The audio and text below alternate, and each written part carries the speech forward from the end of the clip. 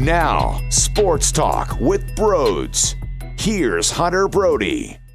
This is exactly why when I heard people say, all the Eagles need to do is win out. That's all they have to do, win out and they'll make the playoffs. This is why I laughed in their face. Why would you assume that a 5-6 football team would win out and dominate the rest of their schedule? There was a reason why they were 5-6 going into Miami, because they weren't a good football team. And guess what? They're still not a good football team. Now, to be fair, I would have never guessed that the Miami Dolphins would have been one of the teams to beat them, but that's how it went, okay? And I thought the team failed to prepare the right way. Doug Pederson, Jim Schwartz, both horrendous. The players, Jalen, Mills, Ronald, Darby. What, did they not want to compete? Did they not want to compete? Did they assume that they would just win the football game? Before we dive more into this, I want to let you know that you can use the promo code BROADS for $20 off of your total purchase at SeatGeek. So you can use the promo code BROADS to buy tickets.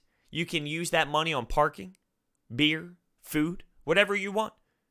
Use the promo code BROADS today. I'm obviously stunned. Like I said, I knew the Eagles weren't good, but to lose to the worst team in football, that's bad. That's an all-time low. And it's unacceptable. Unacceptable. So who's the first person to blame? It's got to be the head coach. That's how sports works. When your team fails miserably and loses to the worst team in the entire league, head coach gets the blame.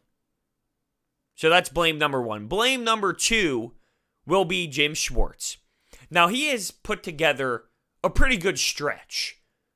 What he did against the Patriots, what he did against the Seahawks, his defense has been playing really solid. I don't know what the hell he put together for this game in Miami, but it was embarrassing. Once the defensive front stopped getting pressure, Fitzmagic was back there picking apart this D. And it wasn't even close. Whatever he wanted, it would be wide open. He was averaging over 9 yards a target. Like, are you serious? Now, I'll put the blame on the players as well. Jalen Mills and Ronald Darby sleptwalked this entire game. DeVante Parker was making these insane catches and abusing both of them throughout the whole game.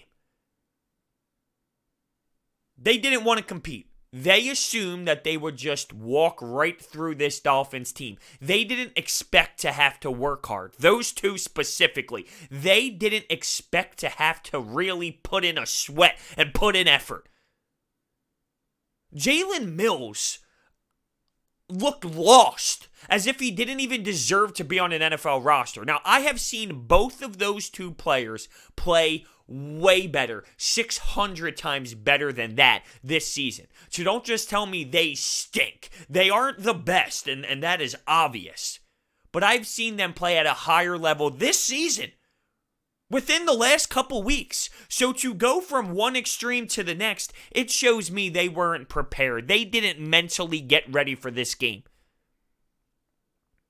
And DeVante Parker abused them.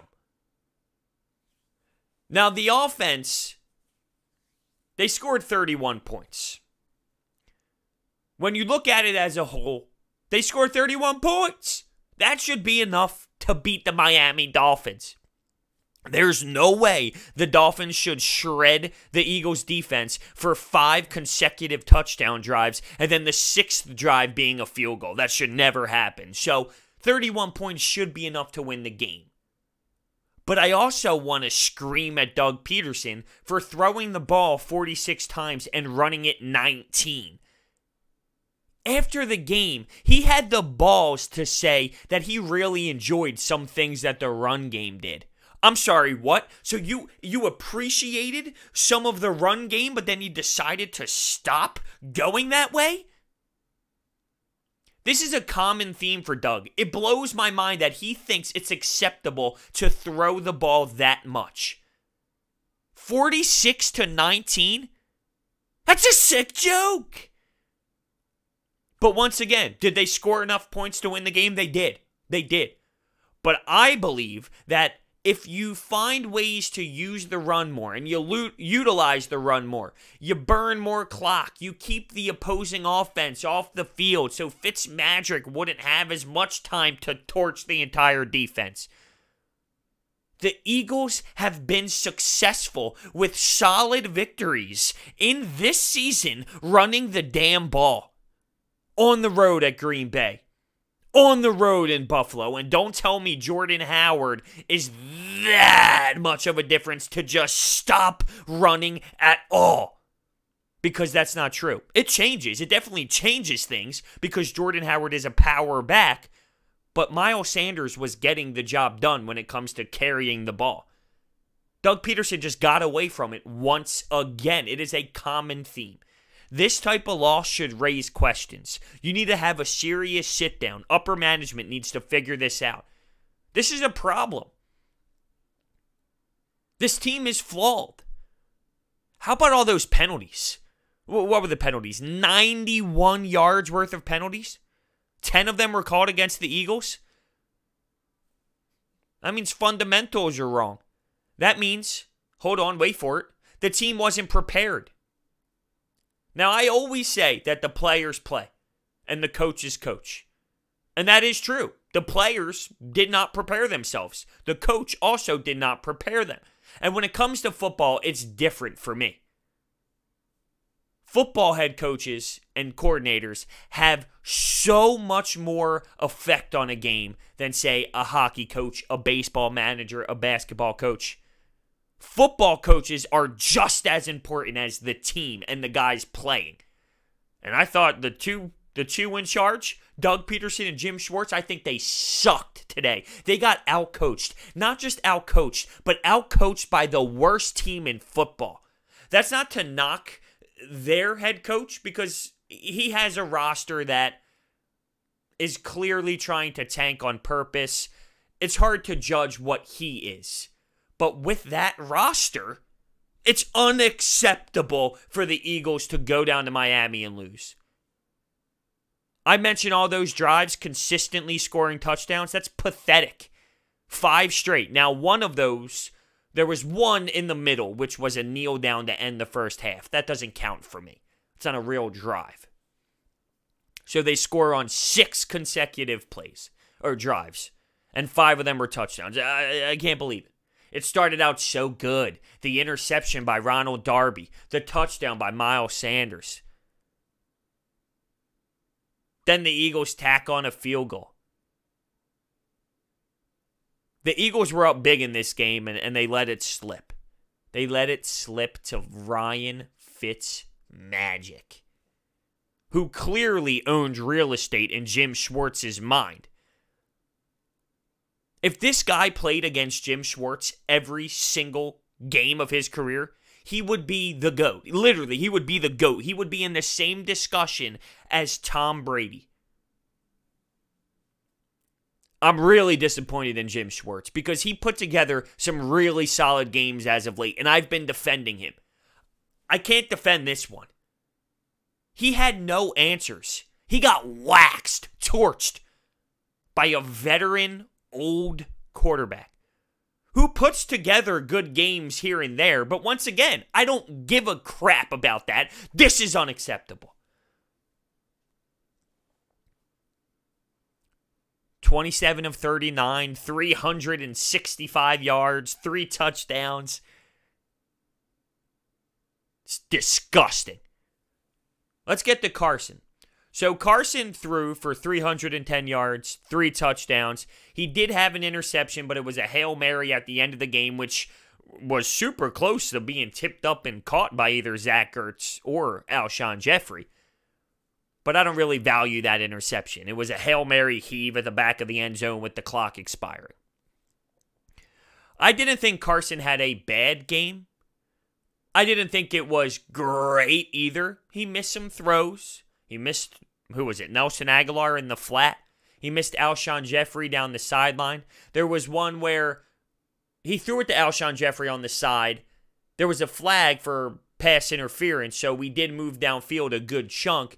But Nelson Aguilar was also open down the middle of the field, which might have been a better option there. It's hard to justify because Alshon Jeffery did end up causing the pass interference play. But listen, it wasn't a perfect game out of Carson Wentz, but I thought he played well enough to get the victory in Miami.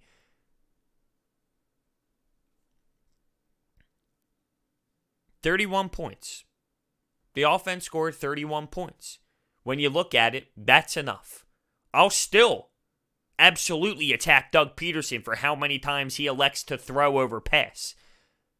Or throw over run, excuse me. I will still absolutely criticize him for that because it's game after game after game after game after game. They still scored 31 points. Like, I still need to realize that they had a chance to win and they scored enough to win, but it's still faulty at the same time. I keep going back to the best wins of the season. Why were the Eagles so effective in those games? Because he committed to the run. It takes the other team out of the game offensively. It burns clock. Time of possession is key. That's what running the ball controls. I think Zach Ertz had a horrendous football game. He's Mr. Reliable. He dropped a very important pass that would have changed this game. Had the potential to change this game. But instead, what it did was it gave Miami a ton of momentum. Third quarter, Eagles are up. He dropped the pass inside the 5-yard line. It would have been first down inside the 5 at like the 3 or 2 yard line, or it would have been a touchdown. Either or. But instead, he misses it. The Eagles have to kick a field goal, and Jake Elliot misses his first field goal of the season. You can't really blame him. He's been perfect all year long. He's going to eventually miss one. And of course, because how much the broadcast was talking about it early on, I put that in the back of my mind thinking, well, they've been speaking about it so much. It's only obvious that this will come back to bite the Eagles. And it did. But Miami went down and scored. And that's the big key play. That's it right there. The Zach Ertz drop. Would have put the Eagles up comfortably. Instead, it moves the Miami Dolphins that much closer. The Dolphins hung around. The Eagles early had so many chances to just pop them in the mouth. But no. How about this? How about that fake field goal play, trick play, whatever the hell you want to call that? Doug Pederson has to call timeout there. Are you kidding me? It's a weird formation. No one knew what they were doing. The defense looked confused as hell. And okay, I don't blame them for looking confused as hell. That formation was ridiculous. No one knew what to expect. It could have been anything. Who knows what was going to happen? But you got to put your team in a better position, Doug. You have to call timeout there. It's a no-brainer to call timeout in that situation. What's the worst thing that can happen? They were going to pretend to run something like that anyway, and you waste a timeout? So be it. That's better than allowing a touchdown in embarrassing fashion. This is now 3 straight weeks where the Eagles have allowed a trick play of some sort to score. The Eagles are suckers for that. Suckers. Every single week, whoever the Eagles play should absolutely 100% have a trick play up their sleeve because it will work, because the Eagles don't know how to stop it. There's no doubt in my mind that on Monday Night Football, next week, you will see a trick play attempted. If not, that goes on the opposing team for not realizing, which is a possibility because they're not good. But who am I? Who am I to say that another team in this league is not good when I'm a fan of the 5-7 Philadelphia Eagles? I don't want to hear about it. I don't want to hear about this possibility of them still being in the hunt for the playoffs. That's not what it's about. It's about the fact that there is a problem with this football team. There is a problem with this head coach right now. There's so many issues. I don't care about thinking about winning out and the tiebreakers. I don't want to hear it.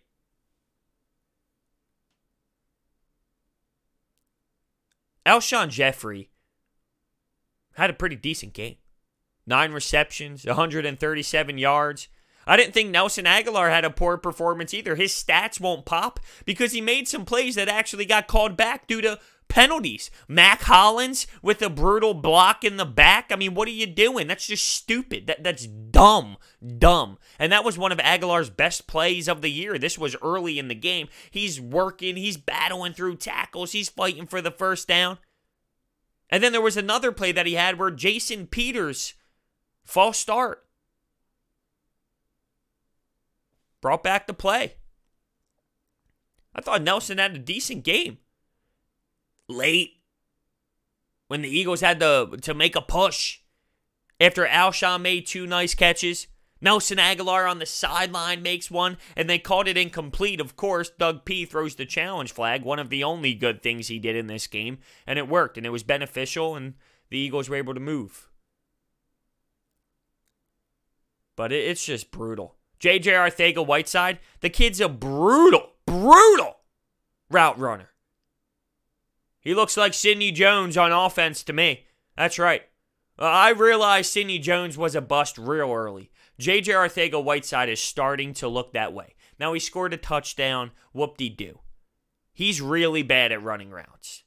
And it's funny, he scored a touchdown. I took him plus 800 to score a touchdown in a prop bet. I figured, you know what, he's playing more. He's going to get more touches. Maybe, those are good odds. You can throw a little bit on and make a decent amount of money, and that's exactly what I did. So I ended up cashing out on a J.J. Arcega-Whiteside touchdown. But he stinks.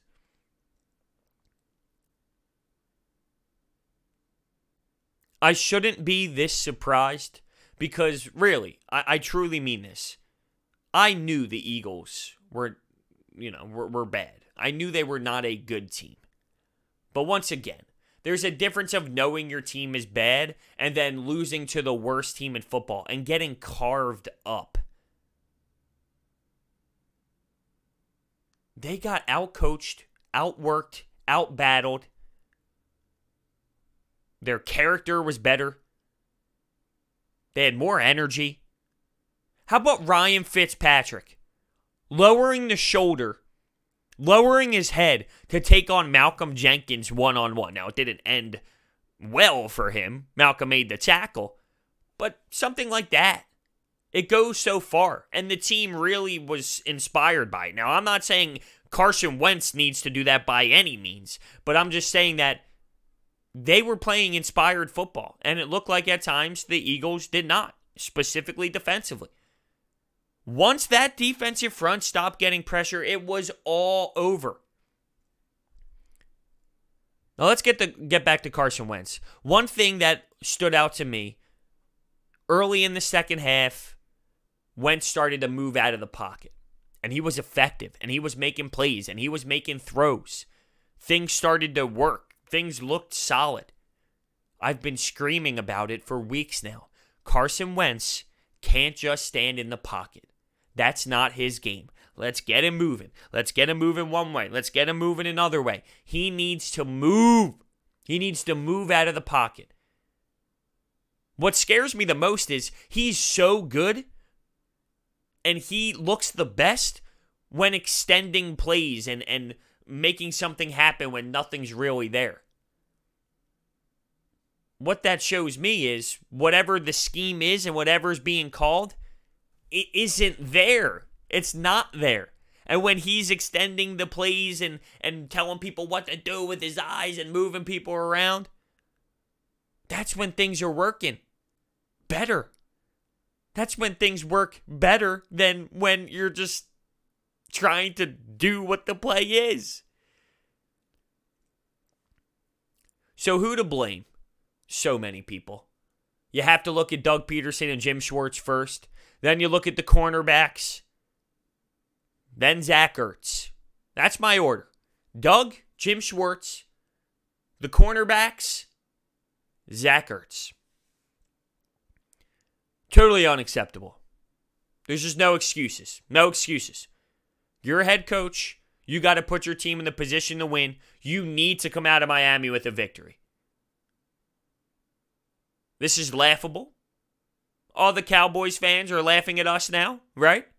We spent Thanksgiving watching them lose on Thursday, and everyone wants to make fun of them. Oh, Jason Garrett this, Jason Garrett that. Look at Dak Prescott. He's missing throws in the flat, too. Who cares? Who cares?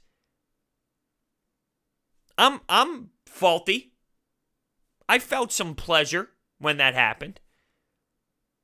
I didn't take it to an extreme, but I felt pleasure. Who the hell cares about it anymore? Let's worry about the Eagles. All right, let's worry about our own squad. Because there are way too many problems here.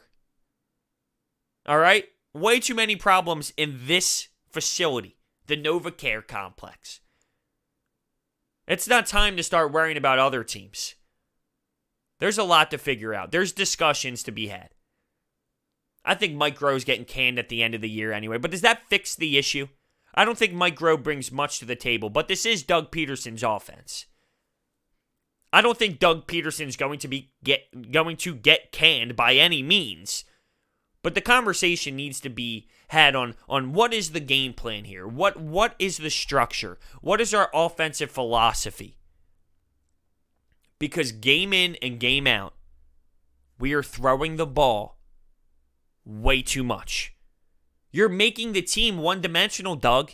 That's what the opposing squad is supposed to do. They're supposed to find ways to make the Eagles one-dimensional. We're doing that for them.